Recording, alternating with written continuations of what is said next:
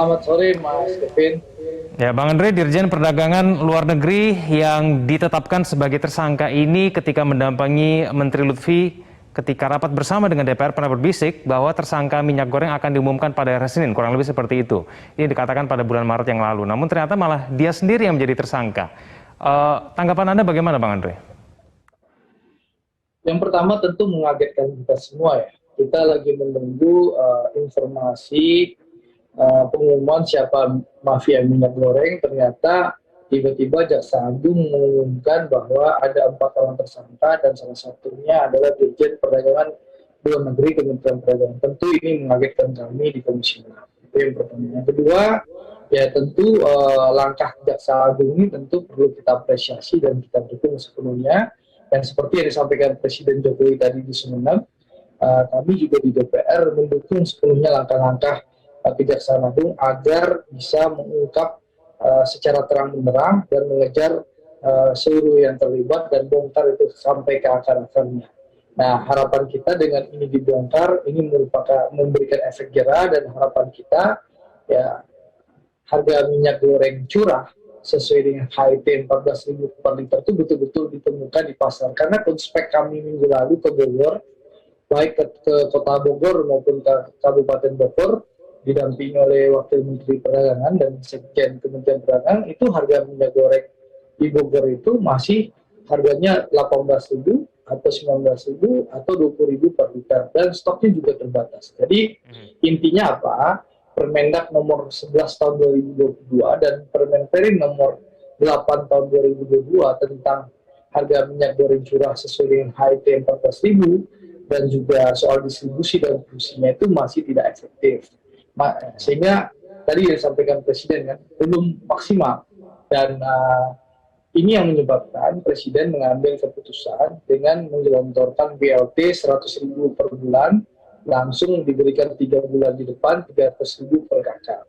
Untuk apa? Untuk mengantisipasi belum ditemukannya minyak goreng curah dengan HIT Rp14.000. Seperti itu, Mas.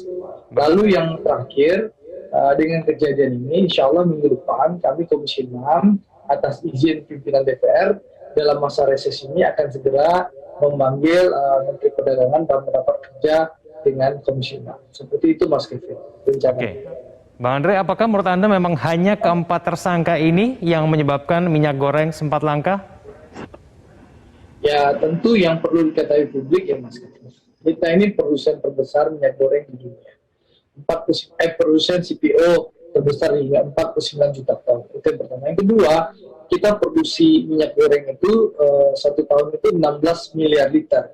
Konsumsi dalam negeri itu hanya 5,7 miliar liter. Jadi ada 10 sampai 11 miliar liter yang diekspor ke luar negeri.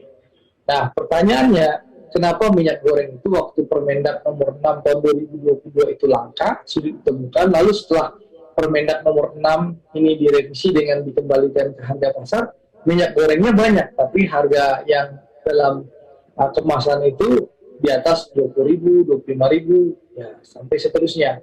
Dan minyak goreng curah ini masih di atas harga eceran tertinggi, ya minimal 18.000, 19.000, 20.000 lah per liter rata-rata. Berarti ini kan ada yang salah, Mas Kevin. Dan ini yang belum tuntas, dan ini yang harus menjadi PR. Artinya ada aktor lain yang memiliki peran yang lebih besar dalam kelangkaan minyak goreng, begitu? Makanya kita bilang dari awal, dan kita mendukung sepenuhnya untuk ini diusut secara tuntas. Jadi ini kayak tikus mati di lumbung padi, Mas. Kalau minyak goreng dan CPO ini bukan kita produsen terbesar ini, wajar kita harganya tidak bisa kita kendalikan. Tapi ini Indonesia, produsen CPO terbesar ini. Lalu minyak goreng kita berlimpah gitu loh. Tapi kita tidak bisa mengendalikan harga. Ini yang menyebabkan rakyat menjadi gusar. Bahkan juga kalau kita lihat dalam berbagai pernyataan, Presiden juga sudah marah dan jengkel.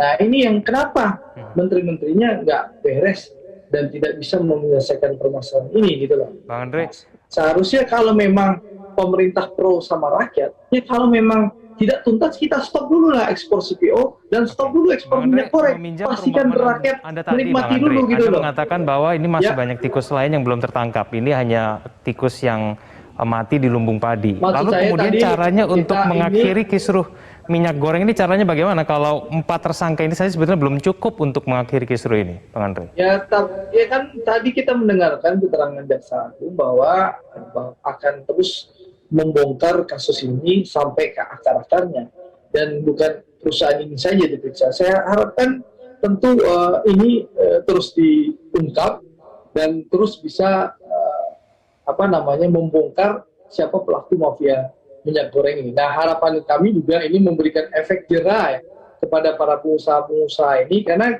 kita tahu ya, dengan segala hormat ya, pengusaha kelapa sawit itu juga pengusaha pabrik CPO, dan juga mereka mempunyai pabrik minyak goreng, dan juga distribusi D1 dan D2-nya juga mereka yang kuasai. Nah, itu ada oligarkinya, Mas.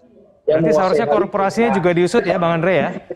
Iya, dan oligarki ini juga yang menikmati uang BPD PKS itu. Karena kan minyak goreng curah itu diproduksi oleh pabrik-pabrik minyak goreng yang dapat subsidi dari BPD PKS, gede sekali itu, triliunan itu. Dan saya rasa Pak Jaksa Agung tidak usah ragu-ragu untuk membongkar ini, dan saya rasa kami di DPR memberikan dukungan penuh, dan saya rasa seluruh rakyat Indonesia juga akan memberikan dukungan penuh kepada Pak Jaksa Agung. Saya rasa ini momentumnya untuk bersih-bersih, ini momentumnya untuk membongkar mafia minyak goreng. Seperti itu, Mas.